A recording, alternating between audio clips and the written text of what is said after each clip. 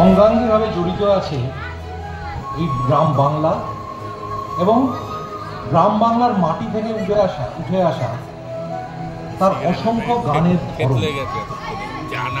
গ্রাম বাংলা বাংলা সংস্কৃতিকে এত মণিমাণিক্য দিয়ে ভরিয়ে দিয়েছে যে তার সামনে চাঁদের পাহাড়ের হীরের খনিও ভীষণ ম্লান হয়ে যায়।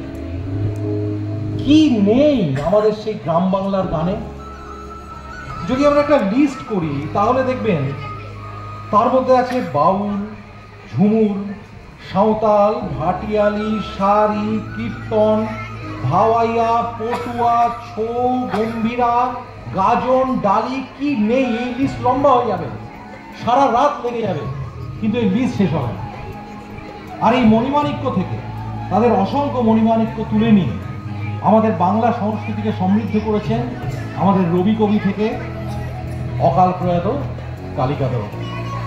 তাই আমাদের এখনকার বর্তমান নিবেদন সেই অসীম সমুদ্রকে এবং সেই ভুলে যাওয়া বা আমাদের পিছনে ফেলে আসা সেই অসংখ্য গায়ক, গীতিকার এবং সুরকারদের, যাদের আমরা হারিয়ে ফেলেছি, ভুলে গেছি গ্রাম ছাড়াই রাঙামাটির পথে।